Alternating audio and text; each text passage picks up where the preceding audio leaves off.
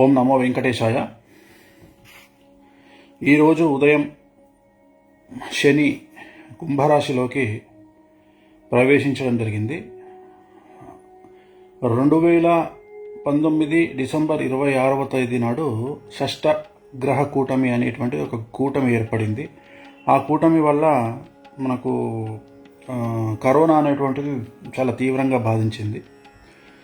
So దాని తర్వాత మనం 3 సంవత్సరాల పాటు విపరీతంగా కష్ట నష్టాలను ప్రపంచమంతా ఎదుర్కొంది.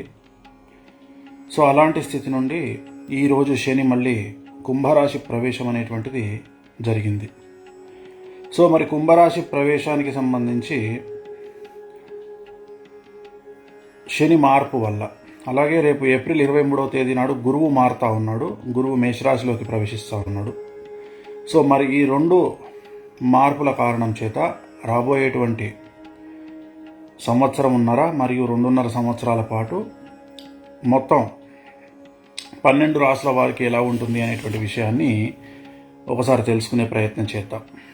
మకర రాశి, ఉత్తరాషాఢ 2, 3, 4 పాదాలు, శ్రవణం 1, 2, 3, 4 పాదాలు, ధనిష్ట 1, 2 పాదాలు. ఒకవేళ పేరు మీ నక్షత్రం తెలియనట్టయితే బో, జా, జీ, జూ, జే, జో, ఖ, గ, గి అనేటువంటి అక్షరాలతో మీ పేరు ప్రారంభమైనట్లయితే మీది మకర రాశి.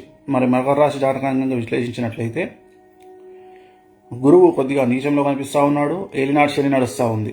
కొద్దిగా 100కి కనుక మనం తీసుకుంటే ఒక 60% బ్యాడ్ అని చెప్పాల్సి ఉంటుంది. అంటే మకర రాశి జాతకులకు 100కి 60 మార్కులు మాత్రమే పడతాయి. కొద్దిగా సమస్యల్లో ఉన్నారు ఏలినాడు శని. మరీ ముఖ్యంగా గురువుకు సంబంధించి ప్రాబ్లం ఉంది కాబట్టి మకర రాశి జాతకాలకు సంబంధించి తల్లి తండ్రుల్లో ఒకళ్ళకి ఆరోగ్యపరమైనటువంటి ఇబ్బందులు అనేటువంటివి గోచరిస్తూ ఉన్నాయి. మరీ ముఖ్యంగా మకర రాశి జాతకులకు తల్లి తండ్రికి సంబంధించిన ఆరోగ్యపరమైన ఇబ్బందులు ఉండబోతా ఉన్నాయి.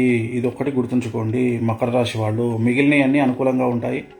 ఆల్రెడీ ఏలినాశంలో ఉన్నారు కాబట్టి పెద్ద చెప్పుకోదగ్గటువంటి సమస్యలు బాగా తగ్గిపోయినాయి. ఎందుకంటే గత 5 సంవత్సరాల నుండి సమస్యలు అనుభవిస్తున్నారు కాబట్టి ఇంకా 2.5 సంవత్సరాలు మిగిలింది కాబట్టి శని అంత బాధించకపోవచ్చును, మిమ్మల్ని బాధించకపోవచ్చును. సో ఒకటి తల్లిదండ్రుల్లో ఒకరికి ఆరోగ్యపరమైన ఇబ్బందులు అనేటువంటిది మకర రాశి జాతకానికి సంబంధించి అతి ముఖ్యమైనటువంటి సమస్య. మరి వీరికి రెమెడీస్ ఏమిటి అనేటువంటి విషయాన్ని ఒకసారి గమనించినట్లయితే, ముందుగా మేషరాశి కనుక తీసుకున్నట్లయితే మేషరాశి వారికి ఎలాంటి రెమెడీస్ అక్కర్లేదు. వృషభ రాశి వారికి అక్కర్లేదు. మిథున రాశి వారికి అక్కర్లేదు. కర్కాటక రాశి జాతకులకు సంబంధించి తిరునల్లార్ శనీశ్వర ఆలయంలో ప్రత్యేకమైన పూజ చేయించడం ద్వారా శని పీడ తొలగిపోయే అవకాశం ఉంది. కన్యారాశి వారికి సంబంధించి సేమ్ తిరునల్లార్ శనీశ్వర ఆలయంలో ప్రత్యేకమైన శని పూజ చేయించుకోవడం ద్వారా సమస్యల నుండి బయటపడతారు. అలాగే కర్కాటకం, సింహం, కన్య అయిపోయింది. తులారాశి వారికి కూడా అవసరం లేదు. వృశ్చిక రాశి వారికి సంబంధించి శ్రీకాళహస్తిలో గురు దక్షిణామూర్తి వద్ద గురువారం నాడు గురు పూజ చేయించుకోవడం ద్వారా సమస్యల నుండి బయటపడతారు. మా ధనుసు రాశి వారికి సంబంధించి అసలు పూజలే అవసరం లేదు. అలాగే మకర రాశి వారికి సంబంధించి గురు దక్షిణామూర్తి వద్ద సేమ్ చెప్పినట్టుగానే శ్రీకాళహస్తిలో గురు దక్షిణామూర్తి వద్ద పూజ చేయించడం ద్వారా సమస్యల నుండి బయటపడతారు. కుంభరాశి జాతకులకు సంబంధించి తిరునల్లార్ శనీశ్వర ఆలయంలో ప్రత్యేకమైన పూజ చేయించడం ద్వారా సమస్యల నుండి బయటపడతారు.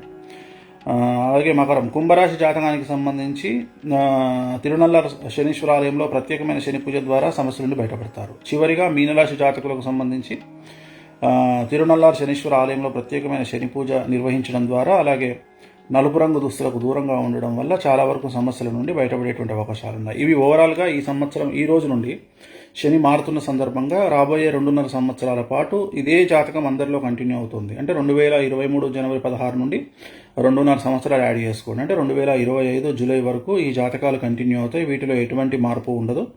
2.5 సంవత్సరాల పాటు శని ఉంటాడు కాబట్టి ఓవరాల్గా ఇవి ఈ సంవత్సరంలో ఉండేటువంటి రాశి ఫలాలు. ఓం నమో వెంకటేశాయ.